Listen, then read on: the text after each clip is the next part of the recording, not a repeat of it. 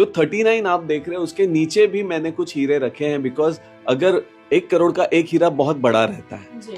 तो उसमें से ये हीरे हैं कुछ, अगर आप देख सकें उसमें से बचे हुए हीरे हैं मेरे पास में। और ये पिंक डायमंड्स हैं जो सबसे एक्सपेंसिव डायमंड्स कहा जाता है, ये मिलियंस ऑफ डॉलर्स में भी मिलते हैं। ये साड़ी मैंने अर्पण की है माता रमाबाई को, मेरी माता जी, ऐसा हम कहें, हम सबकी माता जी। इस देश में उस वक्त पे वहां पे औरतें थी केरला में जो हमारे समाज की थी, उनको अपनी छाती छुपाने के लिए भी टैक्स भरना जाता था। तो ये साड़ी मेरी उनको डेडिकेट कर रहा हूं कि उन सारी औरतों को जिन्होंने इन यातनाओं से मतलब कैसे गुजरी होंगी। मैं गोल्ड क्लोथिंग में हूँ, मैं गोल्ड फर्नीचर्स में हूँ, गोल्ड जूते बनाता हूँ, मैं गोल्ड पेंटिंग्स बना रहा हूँ। तो मैं सिर्फ गोल्ड नहीं बेचना चाहता, मैं आर्ट उसके साथ बेचना चाहता हूँ। ये हमारे ब्राउन कलर की दस्ट है, ये जी मुझे नहीं से, ये पत्थर है क्या है, सोने के है क्या है? इसके अंदर गोल्ड होता है। अच्छा, इसके अंदर गोल्ड होता तो हम ऊपर इसको अभी हम बेच रहे हैं फिलहाल। नमस्कार, मैं हूँ आपके साथ शिखा और आप देख रहे हैं द जनता लाइव। इस वक्त हम मुंबई में मौजूद हैं और मुंबई के गोल्ड मैन कह सकते हैं, बाबा साहेब अम्बेडकर के समर्थक कह सकते हैं, और इस वक्त सबसे ज्यादा चर्चाओं का विषय बने हुए रोहित पिसाल, जो पिसाल ग्रुप ऑफ कंपनीज के ओनर हैं, उनके ऑफिस के जस्ट हम बाहर खड़े हुए हैं और आज उनसे कह सकते हैं कि दिल्ली से मुंबई उनकी जो साड़ी है 39 करोड़ की, उस साड़ी को लेकर और तमाम कह सकते हैं सोने के शौकीन और बिजनेसेस जो हैं गोल्ड को लेकर जो उनकी दीवानगी है, उन पर चर्चा करने के लिए और बातचीत करने के लिए फिलहाल हम अभी ऑफिस के अंदर जाएंगे और इस इंटरव्यू को जो है आप तक पहुंचाने का काम करेंगे। अंदर आइए। जैसे ही हम ऑफिस में एंट्री लेते हैं, फर्म में एंट्री लेते हैं, वैसे ही हमें सबसे पहले गौतम बुद्ध की प्रतिमा दिखती है और उसके बाद जैसे ही हम चलते हैं यहाँ पर, अगर हम बात करें सोने की, तो सबसे पहले चारों तरफ हमें सोना ही सोना देखने को मिलेगा। और यहाँ पर एक विशाल मूर्ति भगवान गौतम बुद्ध की है जो यहाँ पर वो अब मुद्रा में है। और इसके बाद आगे आइए, आगे चलते ही जो चीज़ें सबसे ज़्यादा इस वक्त चर्चित है, हमें एक बाइसिकल दिखती है जो प्योर गोल्ड की है और जिसकी कीमत कह सकते हैं कि करोड़ों में होगी। और यहाँ पर देखिए गोल्ड बिस्किट्स हैं, नगेट्स हैं, तमाम चीज़ें यहाँ पर देखने को मिलेगी। पेंटिंग्स हैं भगवान बुद्ध की बड़ी बड़ी। और जैसे ही हम आगे बढ़ते हैं तो हमें कपड़े देखते हैं जिसपे आप देख पा रहे होंगे गोल्ड का प्रिंट है और तमाम चीज़ें जो है यहाँ पर पूरा ऐसा लग रहा है हम एक अलग दुनिया में आ गए हैं। यहाँ पर भगवान गौतम बुद्ध शयन मुद्रा में आप जो है देख पा रहे होंगे, ये सबसे ज़्यादा फेमस और ख़ास पेंटिंग भगवान बुद्ध की हर जगह आपको देखने को मिलेगी जो शयन मुद्रा में गौतम बुद्ध है। और ये जो काम है ये पूरा गोल्ड डस्ट से जो है किया गया है काम। और सोफ़ा यहाँ पर हर कुछ सारी चीज़ें यहाँ पर आपको कह सकते हैं कि सोना सोना जैसा ही दिखेगा। ये जो सोफ़ा है ये कह सकते हैं गोल्ड फॉइल से बना हुआ है। और ये देखिए फूलदान देखिए, और इसमें फूल भी रखा हुआ है। ये कारीगरी जो है सिर्फ रोहित पिसाल के ऑफिस में ही देखने को मिलेगी। ये खास बात देखिए, यहाँ पे पेंटिंग देखिए, तमाम चीज़ें। और यहाँ पर सबसे गौर करने वाली बात, यहाँ पर भारत का संविधान रखा हुआ है। संविधान बाबा साहेब अम्बेडकर और भगवान बुद्ध की नीतियों पर चलने को संविधान जो है सर्वोपरि है, वो चीज़ को यहाँ पर कह सकते हैं कि हम देख सकते हैं। और भारत का झंडा भी यहाँ पर गौरवशाली मौजूद है, तमाम चीज़ें हैं। और एक बार यहाँ फोकस करिए, भगवान बुद्ध यहाँ पर जो है बांसुरी बजा रहे हैं। 2 पेंटिंग्स आपको देखने को मिलेंगी, दोनों में जो गौतम बुद्ध हैं वो बांसुरी बजा रहे हैं, जिसका सीधे सीधे मतलब है मन की शांति। ये जो बांसुरी बजाते हुए बुद्ध दिख रहे हैं ये मन की शांति का प्रतीक है। मन की शांति के लिए कह सकते हैं ये पूरी जो मूर्ति है वो दर्शाती है। और अगर हम इस पेंटिंग के पास जाते हैं तो इसमें जो काम है, कारीगरी है, पूरा गोल्ड डस्ट से की गई है। यहाँ पर ये कुर्ता है जहाँ पर बाबा साहेब की तस्वीर को कह सकते हैं पूरी तरीके से छापा गया है और ये इस पर बड़ी ही सुंदर कारीगरी की गई है। यहाँ पर आप संविधान निर्माता डॉक्टर भीमराव अंबेडकर की तस्वीर को देख पा रहे होंगे कुर्ते में, और यहाँ पर तमाम सारे कपड़े मौजूद हैं जिन पर अलग अलग तरीके की गोल्ड पेंट से कारीगरी की गई है।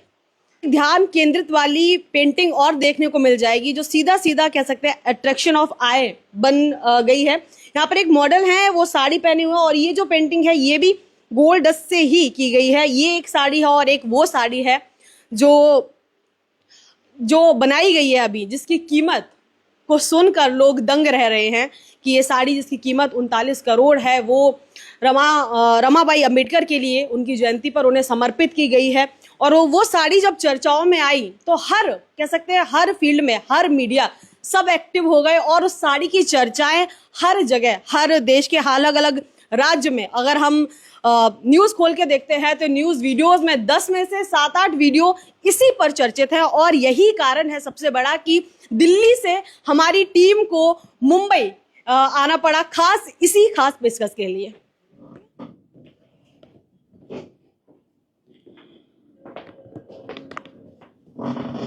तो अभी भी हम मौजूद हैं एक कह सकते हैं खास शख्स जो किसी खास परिचय के मोहताज नहीं है। हर कोई आपकी बातें कर रहा है, हर कोई आपको सुन रहा है, और आपकी जो बातें हैं, आपके जो फैक्ट्स हैं, वही आज हमें दिल्ली से मुंबई तक खींच के लाए हैं।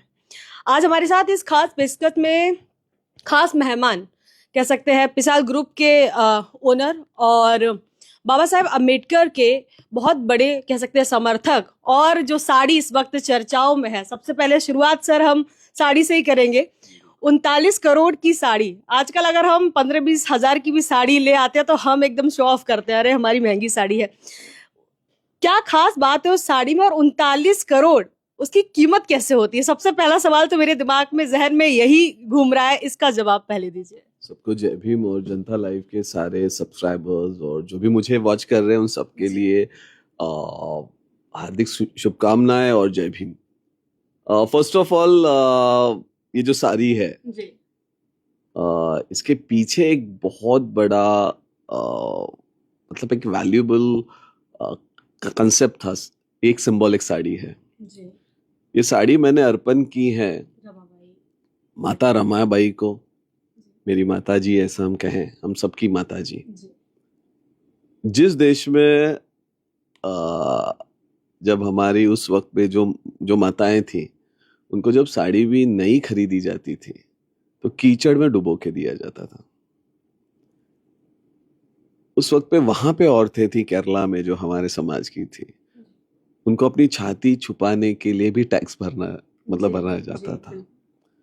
तो ये साड़ी मेरी उनको डेडिकेट कर रहा हूं कि उन सारी औरतों को जिन्होंने इन यातनाओं से मतलब कैसे गुजरी होंगी।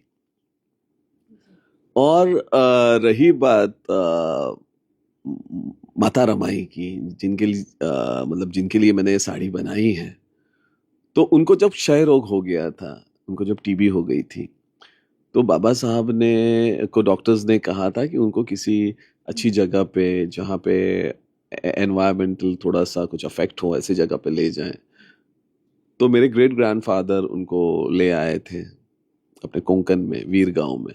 ओके, तो आपके जो ग्रेट ग्रैंडफादर है उनका कनेक्शन बाबा साहेब से डायरेक्ट था? उनका डायरेक्ट कनेक्शन मतलब रामजी बाबा से था। अच्छा। मतलब मेरे ग्रेट ग्रैंडफादर वो भी सूबेदार थे जी। और हमारे रामजी बाबा भी सूबेदार थे। अच्छा। तो फिर उनके गांव में हमारे घर पे वो 7 दिन रही हैं। तब उन्होंने ऐसे ही कहा कि मेरे वजह से आपको तकलीफ हो रही है, आपके फैमिली को तकलीफ हो रही है। उस वक्त पे मेरे ग्रेट ग्रैंडफादर ने कहा कि मतलब हमें तो कोई भी तकलीफ नहीं है, क्योंकि तेरे वजह से आज जो भीमराव जी काम कर पा रहा है बाहर, क्योंकि एक बीवी का जो मतलब धर्म पत्नी का जो पीछे से सपोर्ट होता है, तो तूने तो बहुत त्याग दिए, तूने अपने बच्चों को त्याग दिया, और तूने धारवाड़ में अपने कंगन तक बेचे हॉस्टल के लिए, वहां के बच्चों के खाने के लिए। तो तू इतना कर रही है, तो मैं तुझे सिर्फ अपनी बेटी समझ के अपने घर पे नहीं ला सकता क्या? उस टाइम पे माता रमाई ने बहुत मुस्कुरा कर कहा था कि मैंने तो 2 ही कंगन बेचे हैं, मेरे बच्चे मुझे सोने और हीरे से लाद देंगे, देखना एक दिन। ये सच होते होते 3 पीढ़ियां हो गई, पर मैं वो कर सका हूं, इसका मुझे अपने आप पे घमंड है। लोग इस पे बहुत क्रिटिसिज्म कर सकते हैं कि इनको स्कूल बनाना चाहिए था, हॉस्पिटल बनाना चाहिए था। अभी फर्स्ट ऑफ ऑल, मेरी माँ की साड़ी कितने की हो, मेरे समाज में बहुत ऐसे लोग हैं जो अपनी माँओं के लिए जो भी कुछ लेते होंगे और लेते भी होंगे, तो उनको कोई सवाल तो पूछा नहीं जाएगा।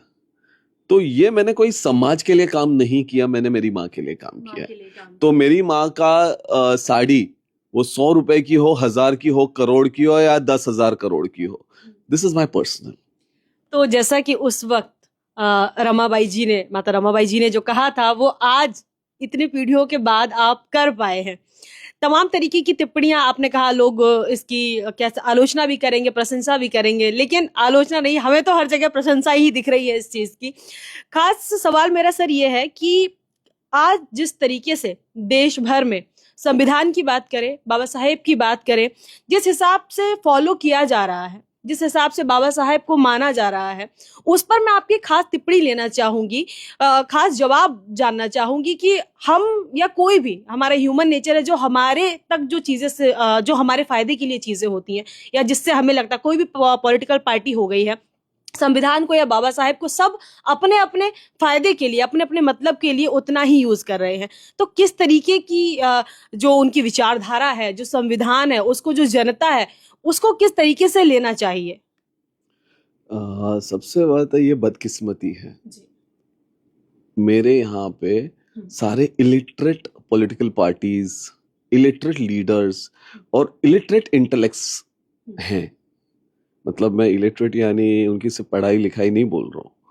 मैं जब लोगों को मिलता हूँ ना, तो कभी कभी लगता है कि ये अंधा है या ये बहरा है, मतलब नॉट फिजिकली, बट ये वो लोग हैं जो ये सुन ही नहीं पा रहे हैं सच को, या उस तकलीफ को देख ही नहीं पा रहे। मतलब ऐसे फील होता है मुझे, उनमें हैंडीकैप्टनेस दिखता है कि इनमें बहुत सारी प्रॉब्लम्स हैं। जो बाबा साहब ने कहा, जैसे फॉर एग्जाम्पल आपका कोई डॉक्टर है, वो कहता है आपको ऑयली नहीं खाना है जी, आपको तीखा नहीं खाना है, आप सब खा रहे हो और उसके बाद कह रहे हो कि ये मेरा डॉक्टर है। उसी तरीके से हमने बाबा साहब को समझा है। बाबा साहब ने कभी भी हथियार नहीं दिए, हमारे लोगों ने हाथों में हथियार उठा लिए, हमने पत्थर उठा लिए, ठीक है। बाबा साहब ने पढ़ने की बात की थी, हम वहीं उससे भी वंचित रहे। हमने जो जो बाबा साहब ने कहा, I'll tell you very honestly कि नेहरू साहब के कपड़े पेरिस से धुल के आते थे, ये झूठ है। दिल्ली में पेरिस नाम की लॉन्ड्री थी, वहां से धुल के आते थे, ठीक है। मगर बाबा साहब के कपड़े लंदन के रोमन लेन से सिल के आते थे। You look at that man, that glamour, कि आपने मुझे कपड़े पहनने को अलाउ नहीं किया था, मैंने सबसे रिचेस्ट वे में I am wearing that clothes. आपने मुझे पढ़ने नहीं दिया था, हाईएस्ट डिग्रीज लेकर मैं आया, ठीक है। मुझे आपने गांव के बाहर घर दिए, या मेरे को तो छत ही नहीं थी, मगर मैंने दादर में हिंदू कॉलोनी में सबसे लाविश घर बना के दिखाया। He has set a benchmark everywhere, ठीक है। उस बेंचमार्क पे आज मेरे लोग काम नहीं कर रहे। बाबा साहब ने प्रॉब्लम ऑफ रुपी लाई। मतलब क्या होता है ना, लीडर कैसे होता है, आप देखें कि उसके पास सिर्फ प्रॉब्लम नहीं होती, उसके पास सोल्यूशन भी होता है। जब वो प्रॉब्लम ऑफ रुपी लिखते हैं, उसका सोल्यूशन आपको आरबीआई दे रहे हैं। आपको जब मनुस्मृति जलाई जाती है, आपको बुद्धा ने धम्मा दे रहे हैं। जब वो हिंदू धर्म छोड़ रहे हैं, तो आपको बुद्धिज्म दे रहे हैं। इसको लीडर कहते हैं। हमारे लीडर स्टेज पे रहे कि हम पे अत्याचार हुए, कब तक कहोगे, आपके पास सोल्यूशन है क्या? तो इनकी सोल्यूशन एक ही होती है, मेरी एक नई पॉलिटिकल पार्टी है और आप मुझे वोट दें। इसके अलावा इनके पास सोल्यूशंस ही नहीं है। जैसा कि हमने पूरा आपका ऑफिस, अभी हम आए, हमने विजिट किया, हमने जगह जगह देखा भगवान बुद्ध, कहीं सैन्य मुद्रा में है, कहीं मुद्रा में बैठे हैं, एक बड़ी सी हमने प्रतिमा देखी। और अभी भी हम देख पा रहे हैं कि भगवान बुद्ध आपके ऑफिस में हर जगह विराजमान है। तो बौद्धिज्म को लेकर कह सकते हैं लोग दावा करते हैं कि बौद्धिज्म में ये है वो है, तमाम चीजें हम देखते हैं अगर हम सोशल मीडिया पे जाएं। आपका पर्सनल एक्सपीरियंस और आपने बौद्धिज्म को कब से कह सकते हैं कि जाना, और जाना तो कितना जाना और क्या सीखा, क्या नया है जो आप हमारे व्यूअर्स को बताना चाहेंगे कि बौद्धिज्म जिस प्रकार से दिखाया जाता है या लोग शो ऑफ करते हैं वो नहीं, उससे थोड़ा हटके भी है। मेरे साथ एक वाकया हुआ जी। जो मैं बताना चाहूँगा। जी। मैं एक बहुत बड़े होटल में एक बहुत बड़े डेजिग्नेशन में काम कर रहा था और खैरलान जी के ऊपर कोई बहस हुई and I targeted everyone and उसके बाद में ऐसा कुछ हो गया मेरे साथ में कि मेरे ऊपर एक फ्रॉड केस डाली गई एंड मुझे यहाँ रहने का कोई ऐसा मेरा दिल नहीं कर रहा था and fortunately I left for Thailand and वहां से एक बुद्धिज्म की जर्नी हो गई। अगर वो केस नहीं होती शायद तो मैं बुद्धिज्म की तरफ ही नहीं जाता एंड वहां से मेरे एक बुद्धिज्म का शुरुआत हुआ। मैं आपको थोड़ा माफ कीजिए, मैं टोकना चाहूंगी। आप पर एक केस भी हुआ और आपका एक स्टेटमेंट भी चर्चाओं में था कि जितने भी खान्स हैं वो सब बुद्धिस्ट थे। इस भी वाकये को और इसके पीछे की क्या कहानी वो भी जरा ऐड ऑन करिए। नहीं, पहले ये शुरुआत हाँ, कर मैं जी, बता जी, देता हूँ जी, आपको जी। मैं। एंड जब मैं वहां गया तो मुझे अयोध्या मॉनेस्ट्री में एक जगह मिली, वहां से मैं काम करने लग गया और बुद्धिज्म का एक अलग स्ट्रेटा, एक अलग ग्लैमर देखने लग गया कि वहां पे जो बुद्धिज्म पढ़ाया जाता है, जो हमें बताया जाता है, सबसे पहला मतलब बुद्ध मतलब क्या। तो अभी मतलब वो अवस्था जैसे बताया जाए, कोई ज्ञान की प्राप्ति हुई, नॉलेज हुआ, पर वो पेड़ के नीचे एमए हुआ, एमबीए हुआ, एलएलबी हुआ, पेड़ के नीचे बैठ के क्या होता है। और अगर मैं पूछूं कि क्या लेबोरेटरी में बुद्धा को प्रूफ किया जा सकता है, तो बिल्कुल भी नहीं बोलते हैं, सीधा ना बोल देते हैं। तो फिर आप साइंटिफिक कैसे? अणु से ब्रह्मांड तक जिसने बोध लिया वो बुद्ध, अणु से ब्रह्मांड तक जो प्रमाण रहा मतलब बुद्ध, अणु से ब्रह्मांड तक जो साक्षी रहा मतलब बुद्ध। आप समझे ना? जी जी।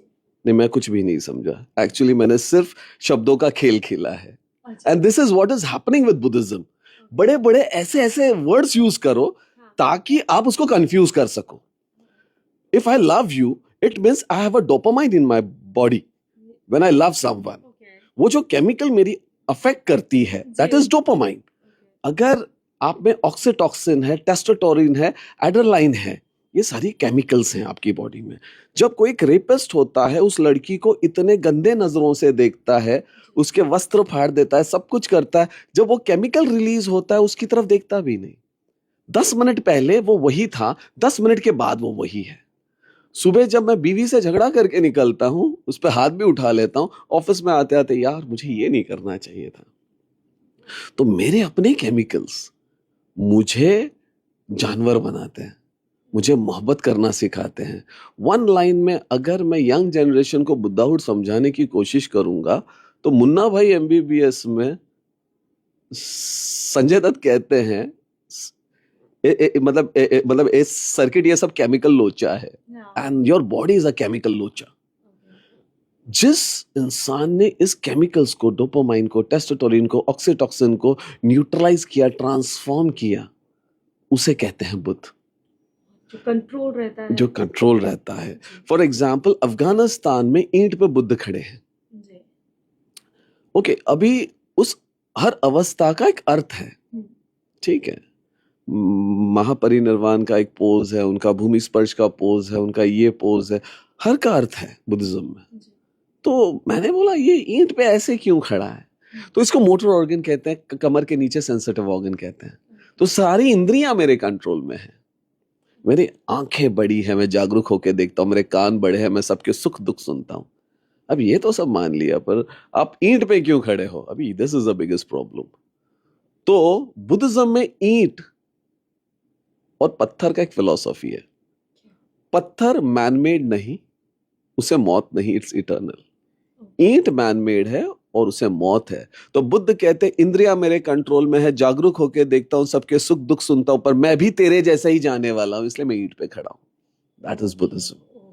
ठीक है। तो बुद्धा को मेटाफोरिक तो आप समझने की कोशिश करें, बट एज वेल एज उसको साइंस में भी डालें।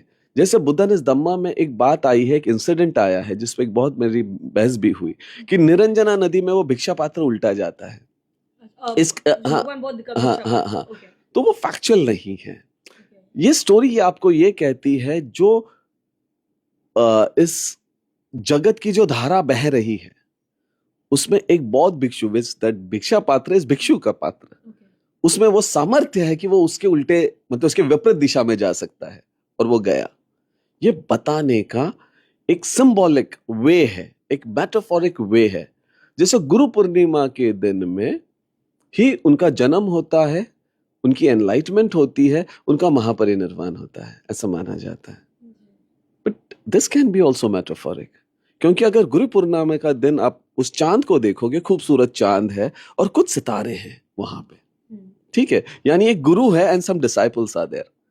अगर खूबसूरती बात करें तो आषाढ़ के मतलब चंद्रमा को देखोगे वो ज्यादा खूबसूरत है, more than Guru Purnima, but वो अकेला है, तो वो हमें हमारी स्टोरी को नहीं मैच कर पाएगा, जो हम बताना चाहते हैं उसकी मॉरल्स को नहीं मैच कर पाएगा।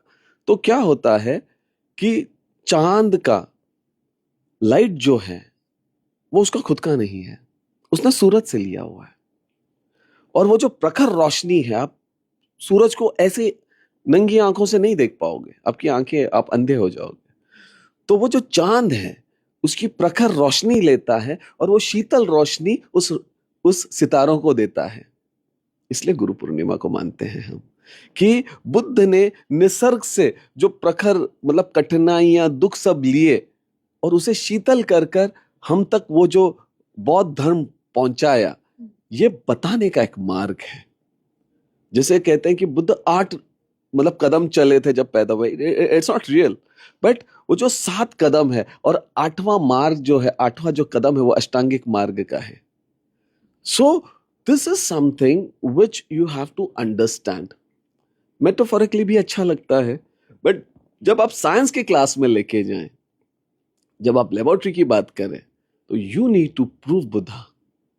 ठीक है, बुद्धा अगर आप बुद्धिज्म पढ़ें तो उसकी अच्छाइयों से ज्यादा उसमें सच्चाई आपको ज्यादा मिलेगी, क्योंकि अच्छाई इज नॉट इटर्नल। अच्छाई बहुत दिन तक नहीं चलती, आप अच्छे हो कल आप बुरे भी हो सकते हो, मगर जो सच्चाई है भले कड़वी ही सही। इसलिए बुद्धिज्म में पहला वर्ड सनातन आया, क्योंकि वो अच्छाइयों की नहीं, वो रॉ सच की बात करता है, मौत की बात करता है, वो बात करता है बीमारी की। अभी यहां पर भी बहुत डिलेमा है कि क्या बुद्ध नदी के युद्ध के वजह से छोड़ के गए या उन्होंने दुख देखा। तो जब बुद्ध ने इस धम्मा में ये बातें लॉजिकली निकल आती हैं कि उन्होंने बूढ़ा तो अपने बाप को भी देखा होगा, उनके पिता भी बूढ़े थे, यहाँ पे भी बूढ़े होंगे, पर या तो मतलब बीमारी तो उनको खुद को भी हुई होगी, या तो उनको मौत तो उन्होंने राज्य में किसकी तो देखी होगी। ये लॉजिकल लगता जरूर है, बट मैं आपको एक बात बताता हूँ, मुंबई वाले हैं तो वड़ा पाव हमको बहुत पसंद है। तो मैंने गाड़ी रोक दी और ड्राइवर को छोड़ के मैं रोड क्रॉस करके वड़ा पाव खाने गया, तो एक लड़का जो डिलीवरी बॉय था उसने सामान सब रखा था और वो वड़ा पाव ऐसे खा रहा था जैसे 4 दिन खाया ना हो। मुझे इतना बुरा लगा, तो मैंने कहा यार क्या मुझे भूख पता नहीं है, पर उसकी भूख देख के मुझे बहुत तकलीफ हुई। उसी तरीके से उसने जब वो बुढ़ापा देखा होगा किसी का, तो मेरे घर में भी एक बूढ़ा है पर उसको थोड़ा सा भी कुछ तकलीफ हो तो वैद्य की मतलब कतार लगती है, और ये बूढ़ापा कैसा है। उसने बीमारी खुद की देखी होगी, मगर दास दासियां मेरे इर्द गिर्द घूमती हैं और ये बीमार अकेला पड़ा है, तो शायद वो दुख अलग होगा और ये दुख अलग होगा, वो मौत अलग होगा। नहीं, I just continue with all this. और भी एक लॉजिकल पॉइंट मैं आपको देता हूं। न्यूटन नाम का आदमी था, एप्पल के पेड़ के नीचे बैठा था, एप्पल ऊपर से नीचे गिरता है, ग्रेविटेशनल फोर्स वो ढूंढता है। इसके पहले क्या उसने एप्पल गिरते हुए देखा ही नहीं होगा क्या? तो कभी कभी वक्त आना पड़ता है। एंड मैं why I am talking on Buddha is Dhamma every time, because internationally इस पे जब बातें निकलती हैं तो मुझे लोग उसकी प्रस्तावना मुझे बताते, भंते जी ने प्रस्तावना मुझे बताया कि आपको जो सही लगे वो लो और छोड़ो, मगर मेरा बाप अगर लिखेगा तो वो सही ही लिखेगा। इसीलिए उन्होंने और नीचे पढ़ा होता तो उसका जो पहला प्रिंट है वो मेरे बाप जाने के बाद, मेरे बाबा साहब जाने के बाद 1.5 साल के बाद प्रिंट हुआ है। बुद्धा एंड हिज धम्मा, उनके वो जब थे तभी उनकी एक प्रिंट नेहरू जी के पास गई थी, ऐसा कहते हैं। उस प्रस्तावना में माई साहब का भी नाम था, वहीं से भी उनका भी नाम इरेज किया गया है, और 1.5 साल के बाद एक new Buddha and his Dhamma print हुआ।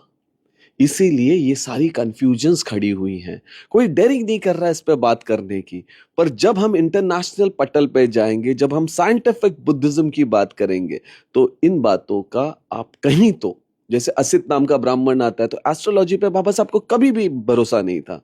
सुमेध नाम का हत्ती जब आता है सपने में, तो कौन से ब्रह्मांड में घूम रहा था और मैं सिद्धार्थ बन के आने वाला हूं।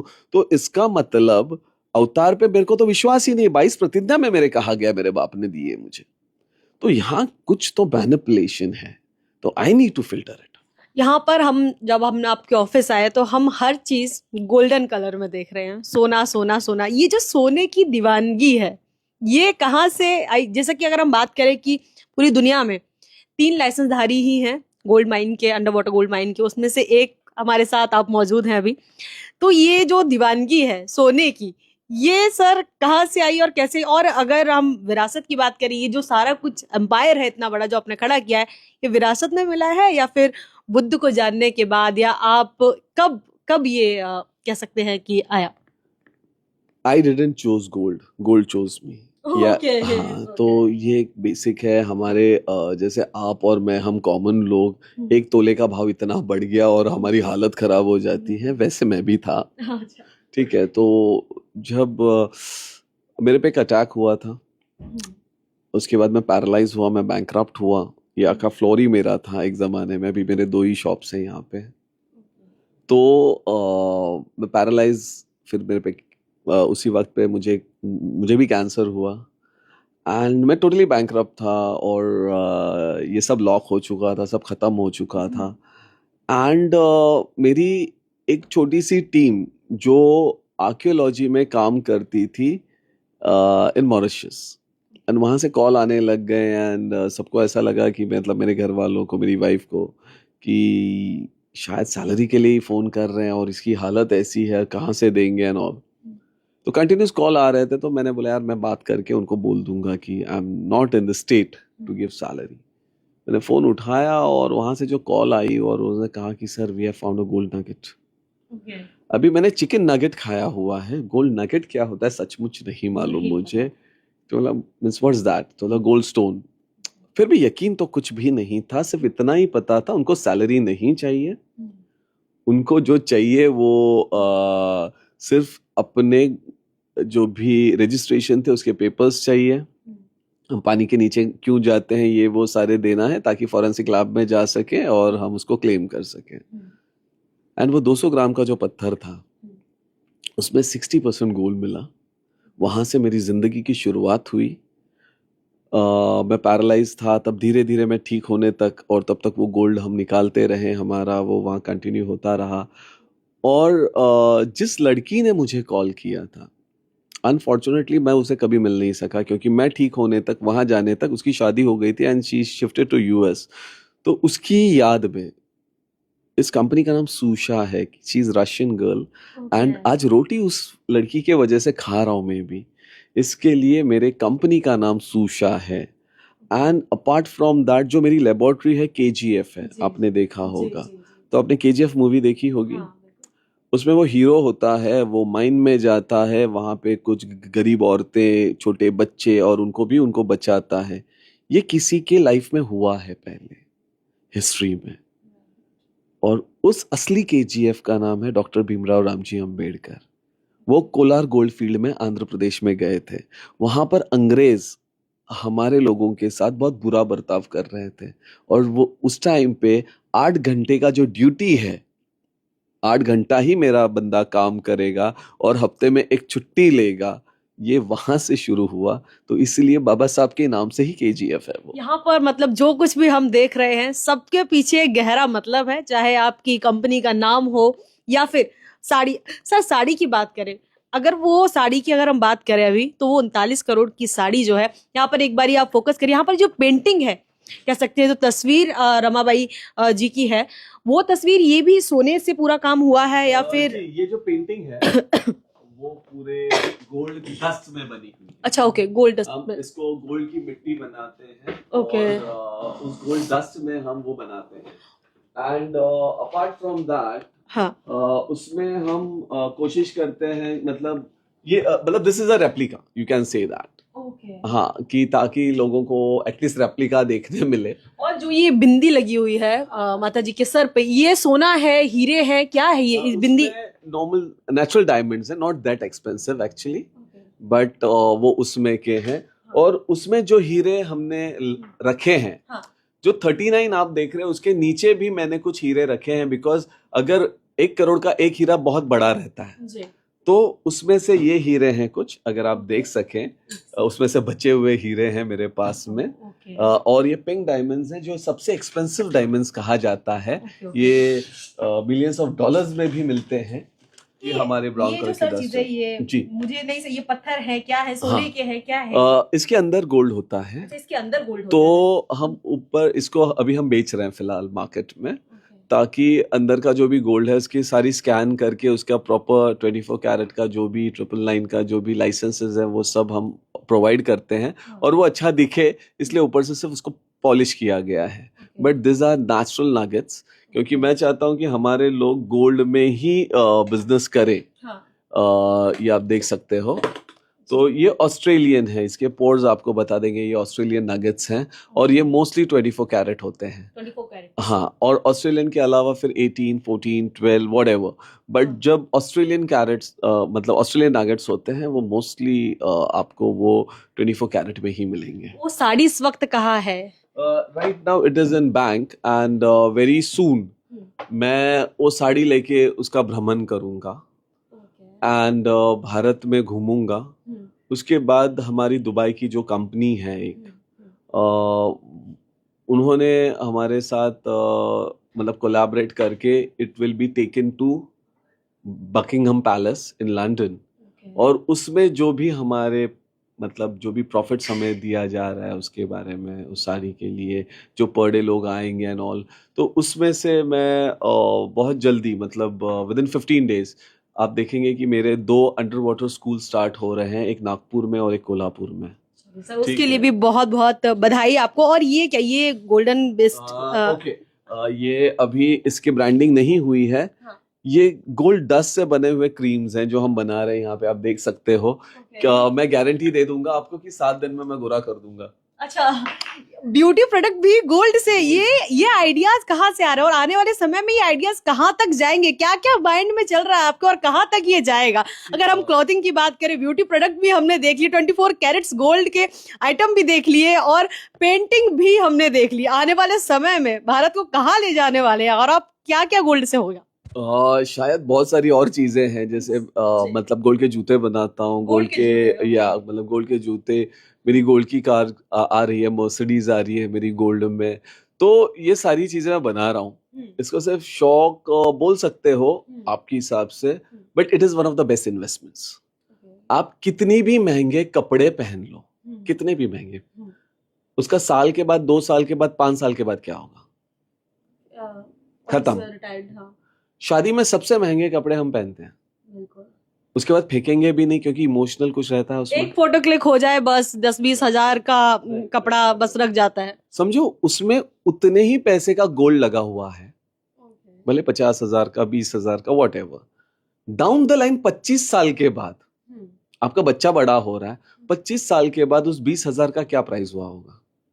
तो आज आप इन्वेस्टमेंट कर रहे हो, गोल्ड अपने आप में ब्रांड है, उसको किसी ब्रांड का कोई शाहरुख खान या सलमान खान लेके खड़ा है इसलिए मैं ले रहा हूं और मैं बड़ा खुश हूं। गोल्ड अपने आप में ब्रांड है, उसको नाम की जरूरत ही नहीं पड़ती, और वो इन्वेस्टमेंट है। और इंडियन कल्चर में गोल्ड बहुत ज्यादा माना जाता है, इसके लिए उसके पीछे भी एक संस्कृति है हमारी, क्योंकि 18-19 साल का बच्चा होता है अब्रॉड में, आप बाहर चले जाओ, हम सिर्फ मेरे बच्चे का नहीं उसके भी बच्चे का सोचते हैं। हम हमारे बेटियों को सोना देते हैं, बुरे वक्त पे तेरे काम आएगा भाई, तो है ना।